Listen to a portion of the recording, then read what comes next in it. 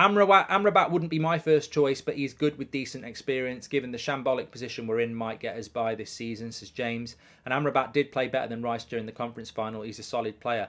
Well, I think Omar and James have absolutely nailed it there. I mean, look, if you look at this transfer window, and we were having this chat with Qatari ownership on May the 1st, of course, we shouldn't be talking about Amrabat. You're absolutely right. And I like the fact that there's people in the chat who are absolutely realistically analysing this transfer window and, you know, talking about it in a proper way. Welcome to the Members Club, Sean. Sean Dyche loves the United Stand is the full name. Because we would want Casido, we would want Lavia, we would want Bellingham, we would want maybe McAllister, we would want Declan Rice. All 5 of those players are gone. So we're not saying Amrabat's the dream midfielder. The dream midfielder's gone. So you've got to look at what's available now. And hello, that's not me saying hello to welcome to the United Stand. I did that 20 minutes ago.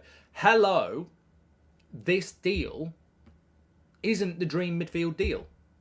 Of course it's not. It's what you can do in July when you've wasted June with the Glazers.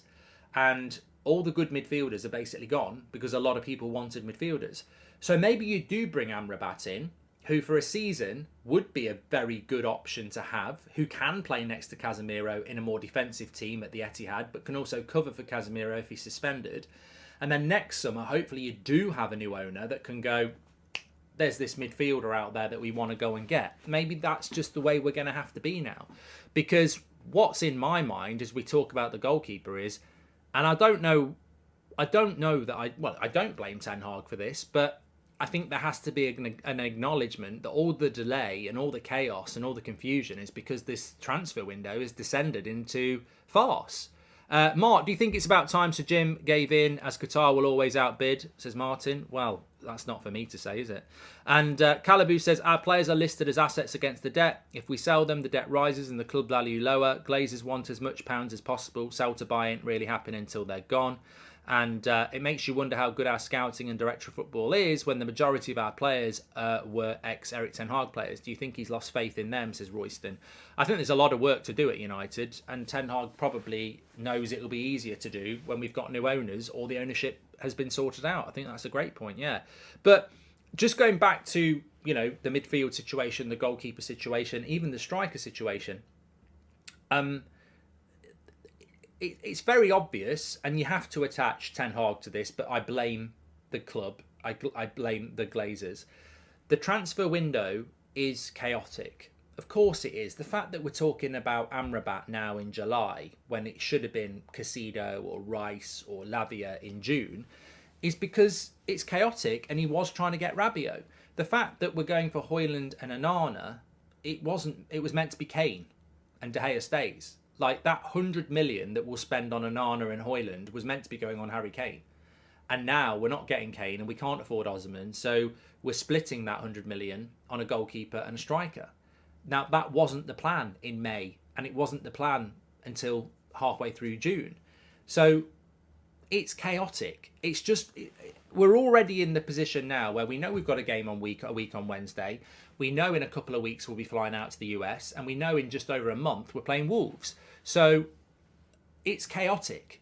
Accept it. Deal with it. That's what it is. This transfer window has descended into chaos. And it's about what we can salvage. Now, last year was chaos. We were in a similar position last year. We were heading off on tour. We only took Malacia. Martinez and Eriksen were signed whilst on tour.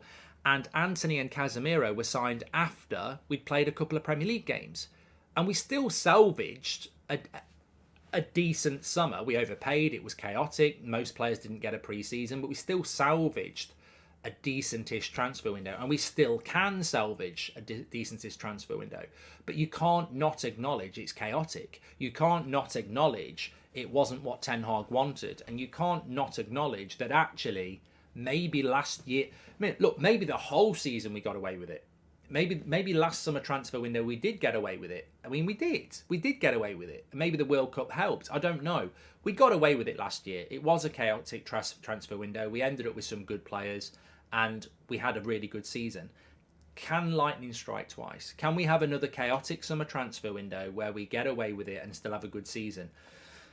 I don't know. That's a rhetorical question. I don't know. But what worries me about this transfer window, and it didn't happen last transfer window, is that our rivals are going for players that we should be going for. Like, we definitely should have been in the race for Casido. We should have been in the race for Lavia. We should have been in the race for Declan Rice. And those three players are all going to direct rivals. So that chaos could hurt us this year. Look, at the end of the day, you could go and if you could be the best pool player, the best bowler, whatever it is, the best darts player, the best penalty taker, and I could walk up and say, right, you're brilliant at darts, one dart, whoever gets the highest wins. You throw for triple 20, you hit a 20, I throw it, I hit triple 20, I've won. Got away with it. I've got away with it and I've won. Let's have a penalty shootout. You're really good at them. You hit the bar, I scuff it and goes in the bottom corner. I've won.